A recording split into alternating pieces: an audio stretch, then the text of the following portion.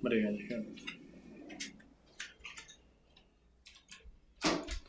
Olá, tudo bem? Como vão? Estudando aí, revendo, revisando o conceito, revisando o conteúdo. Isso é importante, né? A gente já falei para vocês que na biologia todos os conteúdos estão interligados e você acaba utilizando o conhecimento, o domínio do conteúdo, o domínio do conceito em diversos momentos da biologia, tá? Nossa aula de hoje é citologia, né? Nós vamos falar sobre vírus, né? Existem algumas formas de classificar os vírus, né? Nós vamos falar de acordo com a célula ou a citologia, como que a gente classifica os vírus, né? Tá?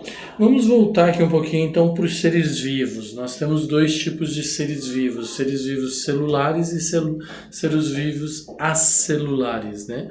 Seres vivos acelulares, então aí está o vírus, né? Onde se enquadra o vírus. Ele não tem célula, ele tem uma estrutura própria, né? Com um anel de RNA. Né?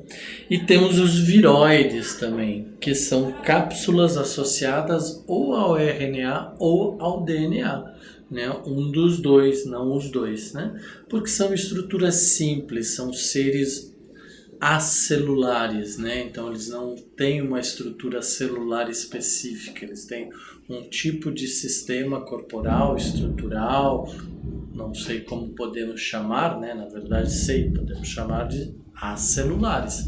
São seres vivos acelulares, sem células, com uma estrutura de vida diferenciada, né?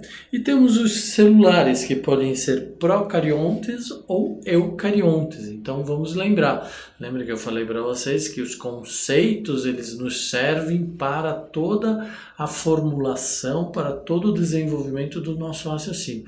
Então seres procariontes a gente sabe que são aqueles seres que não têm o núcleo bem formado no interior da célula, né? Não tem a membrana do núcleo, não tem a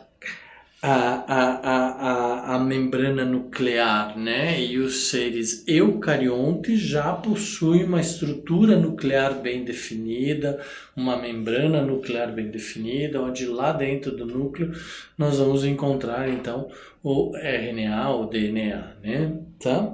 Ok? Então vamos lá, entendido, revisto isso, seres celulares, seres acelulares, celulares procariontes, eucariontes, acelulares, vírus e viroides, né? Tá? Então isso é importante e nós vamos falar sobre eles hoje. Tá? As características gerais dos vírus, né? De 10 a 300 nanômetros, ou seja, estruturas muito pequenas, né? Microscópicas, só possíveis de verem em microscópicos, principalmente os microscópios eletrônicos que têm uma alta resolução, então a gente lá consegue ver os vírus de forma bem clara, né? Tá? São estruturas e possuem composições muito simples, então vejam que os exemplos que nós temos, né? Tá?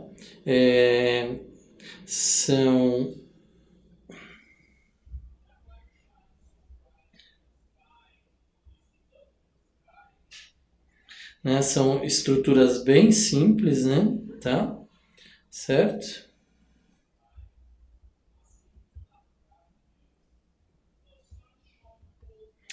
Então, não são formados por células. Então, gravem isso. Falou em vírus, falou em viroides, são seres acelulares, sem células, tá? Jamais diga que um vírus ou que um viroide tem célula, né? Então são seres acelulares, tá? Corpo formado por um envoltório, então dentro desses diversos tipos de envoltórios, né, nós temos aí formados por estruturas proteicas chamadas cápsulas ou capsóides, onde se encontram então os DNAs ou RNAs dos vírus, né? Tá bom? Então contém aí esse revestimento, essa área de proteção do vírus, né, os capsóides, contém, então, o ácido nucleico, né, que vai formar a proteína, que vão formar os RNAs e os DNAs. Então, tem toda essa estrutura aí no vírus, mas ela é super simples, tá? Então lembre isso, estrutura e composição muito simples, tá? E devido ao fato de apresentarem DNA ou RNA, nós dizemos que os vírus possuem hereditariedade, ou seja, eles trazem uma carga genética de seus antecedentes, né, de seus ancestrais, vamos dizer assim, e vão transmitir esta hereditariedade a seus descendentes. E nós vamos ver como que é este processo de transferência de material genético, tá? Se eu conseguir passar aqui, né?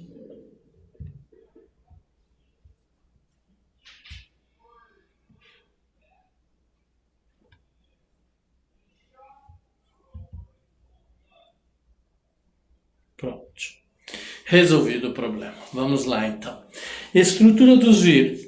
Então, vamos ver. Nós temos vírus da poliomielite, que tem uma estrutura capsular, né? Uma cápsula onde tem RNA. Temos pequenas estruturas chamadas capsômeros. Nós temos o vírus do tabaco. Nós temos o bacteriófago. Bacteriófago, bem claro, são vírus que atacam bactérias, tá? Então, eles têm aí uma função interessante, né? Desde que bem controlado, né? Tá bom? Então, possuem DNA, cabeça, cauda, fibras caudais, certo? Nós temos o vírus da gripe, o mais conhecido, o mais famoso de todos, onde no seu interior nós temos, então, RNA e proteína, né? E o tão pesquisado hoje em dia vírus HIV, que provoca a doença da AIDS, né? Tá? Ok? Então são exemplos de vírus, existem vários tipos de vírus, várias estruturas, mas o principal de todos é que vocês lembrem que eles possuem o RNA ou DNA, são simples, têm composição simples e são acelulares, certo? Tá?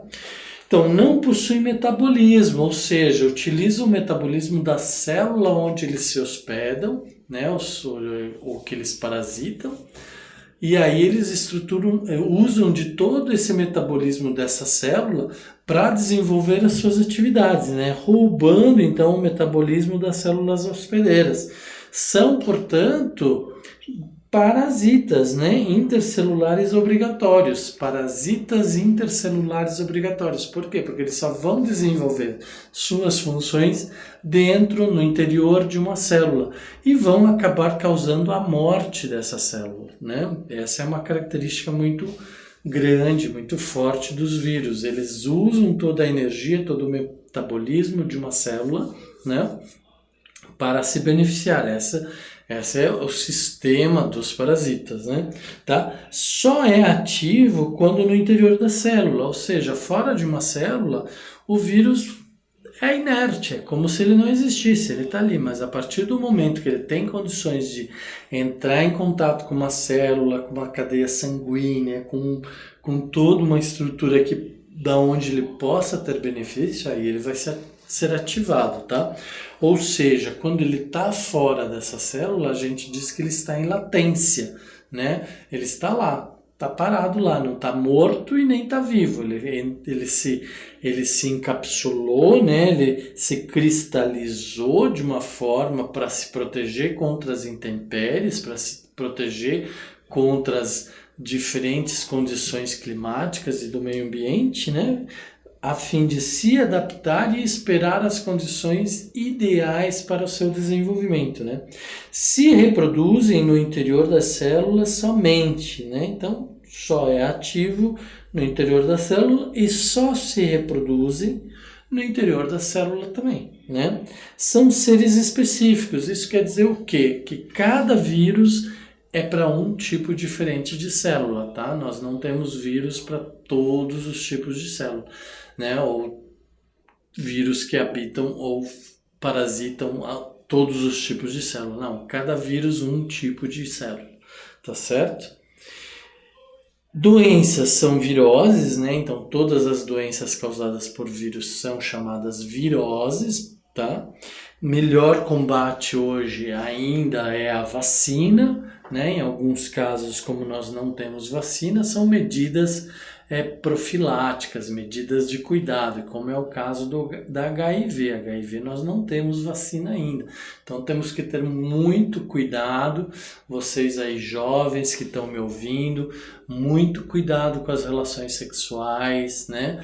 Não necessariamente uma pessoa com corpo, com aparência saudável significa que ela não esteja ou que ela não seja portadora do vírus HIV.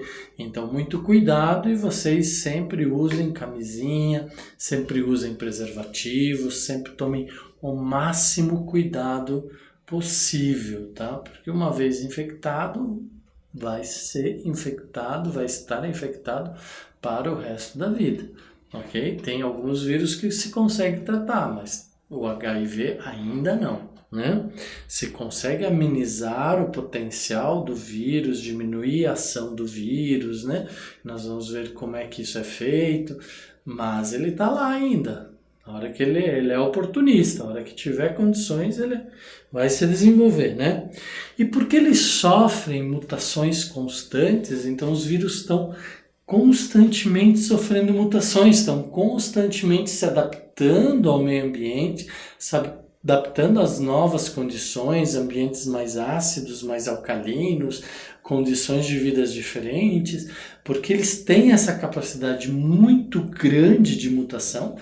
Os pesquisadores estão constantemente desenvolvendo novas pesquisas, novas melhorias para avançar e controlar, além da capacidade de infecção desses vírus, também essas mutações, né? Então essa é a grande jornada dos cientistas, esse é o grande desafio dos pesquisadores, né? Tentar chegar antes do vírus, tentar controlá-lo antes que ele sofra uma nova mutação, né? Tá? E aí tem o seguinte ditado, que para vírus, por exemplo, para uma gripe, né, não é recomendado antibiótico, tá? Porque o antibiótico tem uma função específica, né? Ele age na parede celular, ele age na membrana, a gente viu isso em aulas anteriores. Então ele não vai agir no vírus, ele não vai agir sobre o vírus. Por quê? Porque não tem célula, não tem parede, não tem membrana, né? As condições são diferenciadas, tá certo? Então não adianta tomar antibiótico para curar de uma gripe, tá bom? Então a gente tem que ter muito cuidado. E quando se toma muitos antibióticos, sem nenhum controle, sem nenhuma orientação médica, nós podemos estar fortalecendo a capacidade de infestação e de parasitismo daquele agente que a gente quer combater, né? Então, geralmente os vírus apresentam DNA ou RNA como material genético, né? Ou um ou outro, tá? Somente os citomegalovírus possuem os dois, né? Somente os citalomegavírus que possuem os dois, senão ou é um ou é outro. Então, exemplo, AIDS, gripe, herpes, rubéola, hepatite, febre amarela, hidrofobia, que é a raiva canina, poliomielite, sarampo, câncer do útero, que é o HPV, né, que alguns anos atrás surgiu a vacina para as meninas do HPV, agora já são os meninos que podem tomar o HPV. Por quê? Porque combater, dar imunidade para um organismo através das vacinas para que ele não se contamine e não transmita o vírus para outros seres, né, ou para outras pessoas, tá? Então é muito importante vocês jovens aí consultar o seu médico, dar a possibilidade de tomar o HPV e tomar todos os cuidados possíveis com essas doenças todas aqui. Nós citamos aqui as doenças, não citamos os vírus, tá? Alguns vírus possuem DNA com uma hélice única, então essa é uma outra característica que vocês lembram, vocês sabem que o DNA é uma dupla hélice, né? E o RNA normalmente é só uma hélice. Mas no caso dos vírus, alguns deles possuem um DNA, tá? com uma única hélice. Então, como que a gente sabe que não era um RNA? Lembra qual são as bases nitrogenadas que modificam entre o RNA e o DNA? Não lembram? A, N, G, C, lembram? Adenina, tiamina, guanina, citosina e a uracila, né? Então, nos RNAs nós temos as uracilas, em vez da tiamina. No DNA é tiamina. Então, por esse reconhecimento, sabe-se se é um DNA ou um RNA. Vocês têm que lembrar disso, hein? Aulas anteriores, lá, rever, olhar para trás, anotar, para seguir adiante. Tá? O vírus em contato com a célula hospedeira pode ser englobado. Então, tem duas formas do vírus infestar a célula. Lembra do processo de fagocitose? O que era fagocitose? Então, o vírus se encosta na célula e a célula tenta se proteger englobando esse vírus. E aí, o que acaba fazendo? Que acaba permitindo que o vírus seja incorporado para dentro da célula, né? Tá? E aí lá dentro da célula ele vai encontrar as condições ideais. Lembrem, todo o processo metabólico e reprodução de um vírus acontece dentro de uma célula. Então, a partir do momento que ele está dentro da célula, ferrou-se. Aí ele já vai poder exercer o potencial de infecção e parasitismo que ele tem, né? Ou então ele se aproxima da célula, vai até a superfície da célula, faz algumas quebras das suas estruturas e injeta o material genético dentro da célula. Ao injetar esse material genético dentro da célula, surgem os dispositivos que vão fazer com que a célula que foi injetada multiplique este material genético do vírus e aí fica contaminado, tá? Também existem algumas formas disso acontecer e também nós vamos ver isso aqui agora, tá?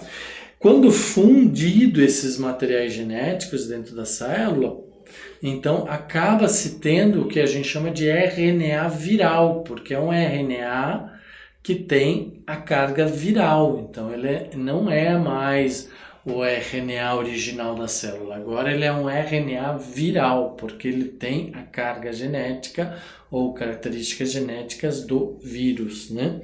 Então o RNA viral será traduzido pelos ribossomos e ele entra como um RNA normal, chega até os ribossomos vão fazer a tradução e a transcrição daquele RNA e vão recopiar toda a carga viral que está dentro daquele RNA, né? E com isso leva-se então para os seus descendentes, né? Então celulares produzindo enzimas e proteínas. Então a gente sabe, né, que o ribossomo celular vai fazer essa produção de enzimas e proteínas e depois vão permitir a montagem de novos vírus. Então chega num certo momento o vírus se liberta daquele RNA, porque já tem carga, já tem novas cargas, replicou-se, né? Tem novos representantes, e aí ele é transferido para outro indivíduo, gerando um novo indivíduo, novo vírus, tá? Os vírus não possuem ribossomos, mitocôndrias e nem outras organelas metabólicas. Lembra? Os vírus são super simples.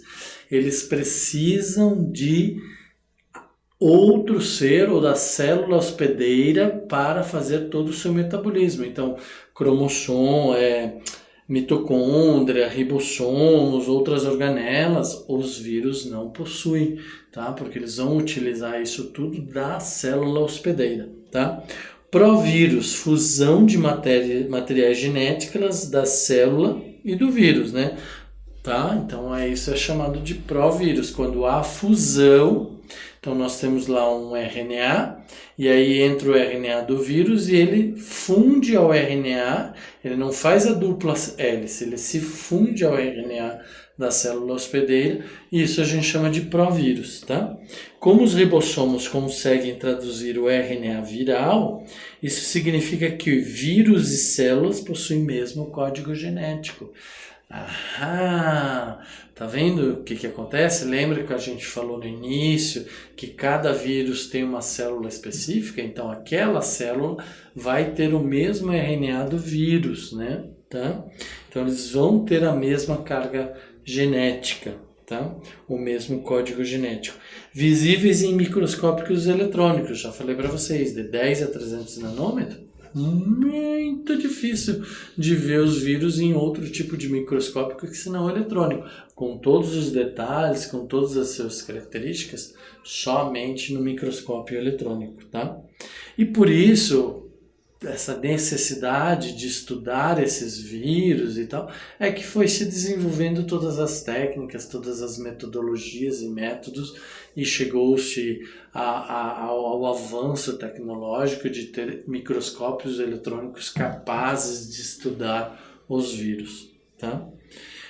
Então vamos lá, resumindo, os vírus possuem hereditariedade, ou seja, recebem carga genética e vão transmitir carga genética, possuem adaptação ao meio, então eles aguentam, entram em latência, esperam até o meio se tornar apto ao seu desenvolvimento, realizam mutações, então estão constantemente mutando, se modificando, por isso da dificuldade de termos vacinas eficientes. Né?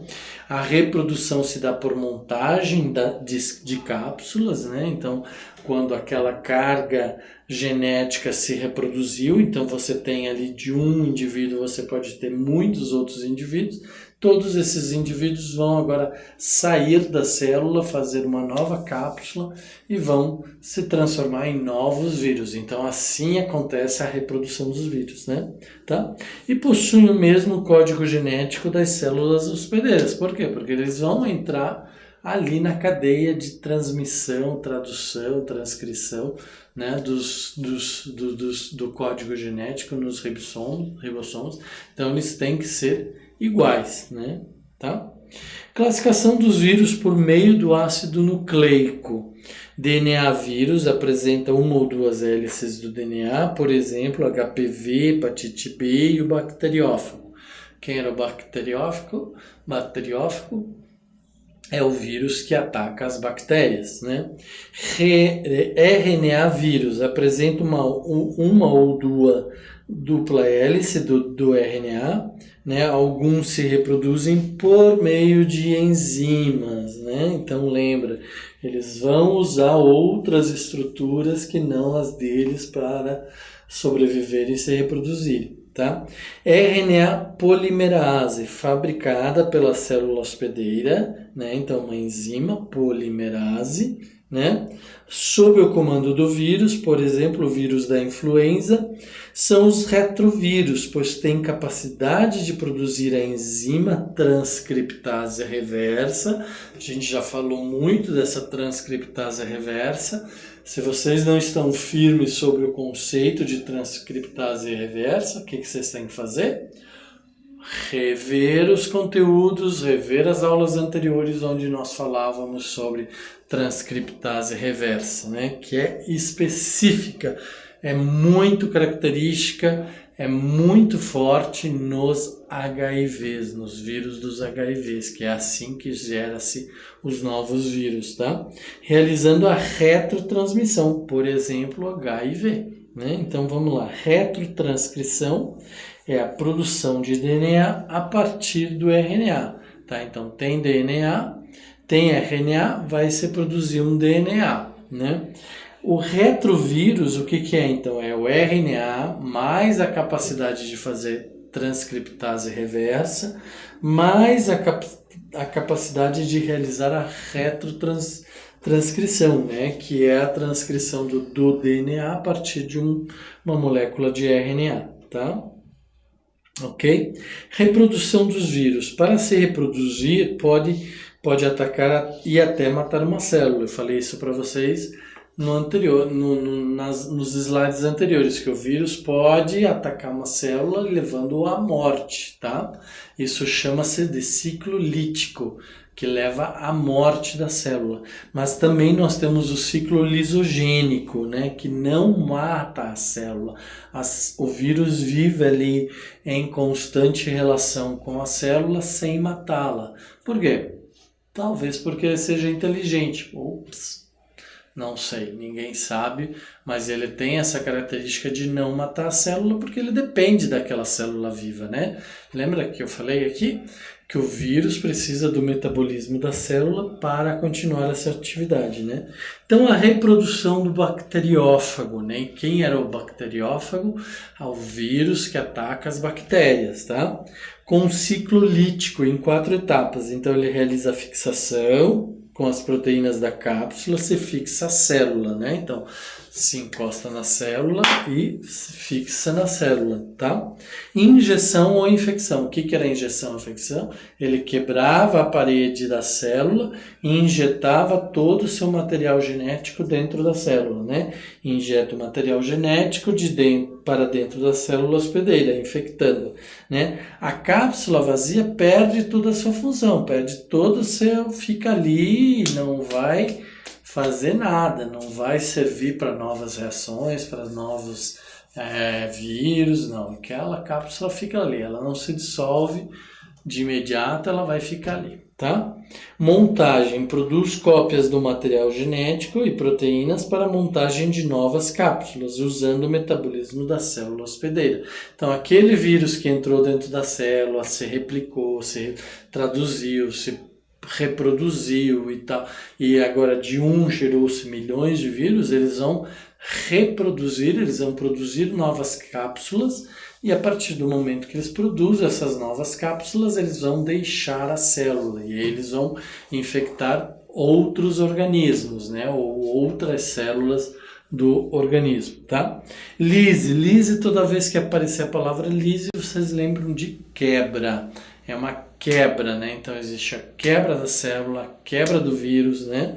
Tá? O vírus comanda a produção de enzimas que quebram as membranas das células, tá vendo? Então, quando ele se encosta, antes dele injetar ali, ele produz, né? Ele comanda a produção dessa enzima que vai quebrar a parede celular ou que vai quebrar as membranas celulares, tá? Liberando então para dentro da célula novos vírus. Pode durar menos de 30 minutos, então é muito rápido, a infecção é muito rápida, a infestação é muito rápida, e produção de mais de 200 descendentes, tá vendo? De pode produzir 200, desses 200 vão se produzir mais, 200 por cada ou seja, 200 vezes 200 são 4 zeros, são 40 mil vírus. Isso pode acontecer de uma hora para outra, né? Então, por isso que a gripe, H1N1, influenza, gripe do tabaco e várias outras gripes ou doenças provocadas por vírus, elas têm um poder de infestação, de parasitismo, de contaminação e de causar doença muito rápido. Tá? Se o vírus só se reproduz pelo ciclo lítico, então ele é virulento, tá? Isso é um conceito aí para vocês memorizarem. O que é um vírus virulento? É porque ele mata a célula. Então ele mata aquela célula que tem suas defensas orgânicas, suas defensas do seu organismo. Então ele é chamado de virulento, né? Tá? Então aqui 2 exemplos. O ciclo lisogênico, o vírus entra em contato com a célula, com a membrana da célula, lança seu material genético dentro da célula, o material genético vai se unir ao RNA, ao DNA da célula hospedeira. E aí isso aqui não mata a célula, né? Por isso ciclo lisogênico. E essa célula vai se reproduzir em várias outras células e vai levar com ela o material genético do vírus, tá? No ciclo lítico, o que acontece? O vírus entra, se funde aqui com as organelas, citoplasma da célula hospedeira, e isto aqui vai gerar novos vírus que, ao se libertarem para a corrente sanguínea, por exemplo, vão destruir todo o indivíduo que os armazenou, né? Todo o seu hospedeiro vai ser destruído, vai sobrar só os vírus, tá?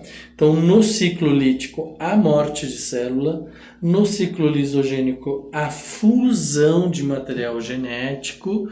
Então, o material genético se une ao material genético da célula hospedeira, ou o RNA, ou o DNA, e não morrem, né? No ciclo lisogênico não morrem, tá? No ciclo lisogênico, as células infectadas se reproduzem e geram células filhas infectadas. Isso que eu acabei de dizer para vocês.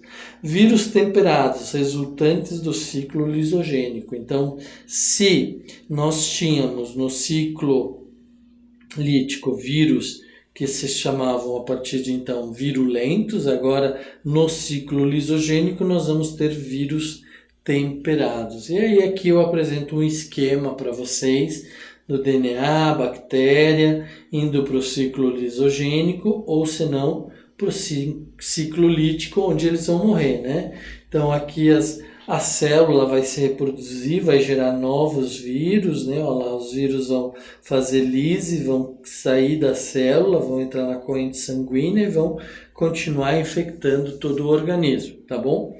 Tá certo? E isso então é o ciclo, né, que a gente fala de reprodução, desenvolvimento do vírus.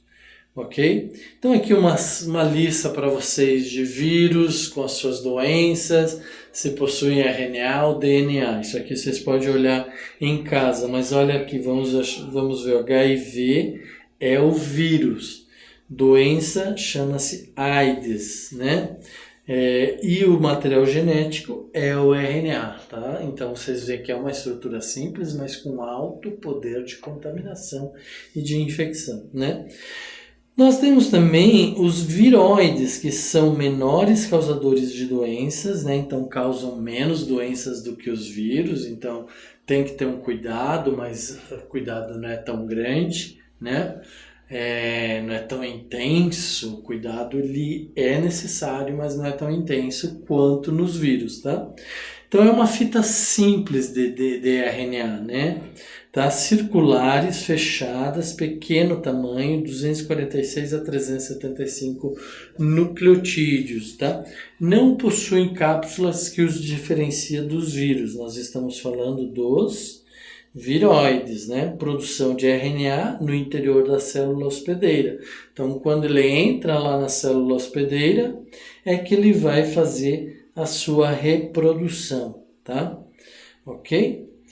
Podem ser encontrados em vegetais superiores, então vegetais superiores podem conter vírus, então nós temos que ter muito cuidado, nós temos que ter muita atenção, lavar bem as frutas, as verduras, os legumes, né?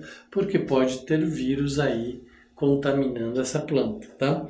Doenças em plantas frutíferas ou cítricas é o principal mote, a principal preocupação no Brasil, porque nós temos muitas dessas doenças aqui no Brasil. E temos também uma nova estrutura chamada de prions, né? O que são prions? São uma partícula infecciosa puramente proteica, só tem proteica, então é uma partícula infecciosa puramente proteica, tá? Proteínas infecciosas, modificadas e causadoras de doenças neurodigestivas, né? Então, algumas proteínas infeccionam o ser hospedeiro e causam, então, ou modificações ou podem causar doenças neurodegenerativas, tá? Stanley Prusiner, né, Prêmio Nobel da Medicina de 1977, foi quem descobriu os prions, certo? E os problemas que eles poderiam causar. Então ele chamou isso de proteínas causadoras de doenças infecciosas. Isso é bem questionável, né? Então de 1997 até 2017 só se passaram 20 anos. Então muitos experimentos, muitos trabalhos vão ter que ser desenvolvidos para comprovar isso, tá?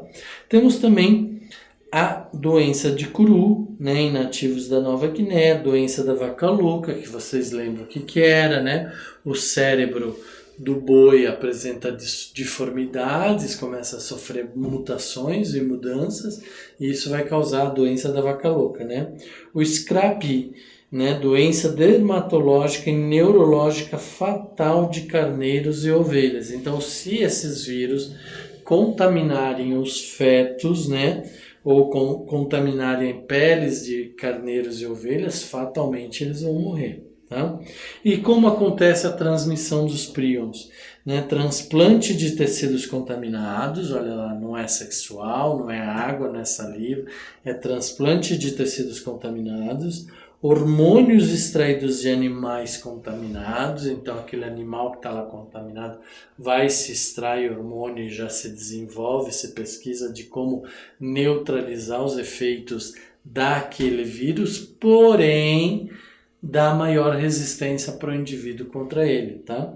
Ingestão de carne ou boi vermelhas contaminadas, utilização de material genético contaminado, né? Uso de derivados animais contaminados para a produção de alimentos e ração. Então essas são as principais causas de transmissão, mas muito cuidado, aqui a gente esqueceu, não colocou a questão de transmissão sexual, né? Lá nos vírus, aqui nos prions não, nos prions são só essas, não tem transmissão sexual. Olha lá um quadrinho de resumo para vocês. Vírus possui cápsula proteica envolvendo ácido núcleo, o nucleocapsídeo, e causam muitas doenças. Viroides, fita simples de RNA, então olha aí a diferença, fechada em forma de anel, então ela está fechada. Tá? A fita se fechou lá dentro e formou um anel. Tá? São várias as doenças causadas ou atreladas a este problema dos viroides. E temos também os prions, né, que são proteínas infecciosas modificadas na forma. Causam várias doenças. Tá? Então, esta aula termina por aqui. Vocês têm alguns conteúdos aqui bem importantes que devem ser revistos, reutilizados, reaprendidos, fixados. Faz um papelzinho, pega um durex, cola na parede, né? Não se importem, peçam licença para os seus pais, encham as paredes por área, por setor, por conteúdo, e assim vocês vão fixando, porque daí estão lá lendo, estudando. O que era mesmo que falar que era procariontes? Ah, peraí, não lembro. Ah, mas está aqui, eu sei. Olha, procarionte é o indivíduo que não tem célula, não tem membrana nuclear bem definida, tá? E assim, então, a gente vai estudando e vai fixando os conteúdos, ok? Fiquem bem, até a próxima, nos vemos logo. Tchau!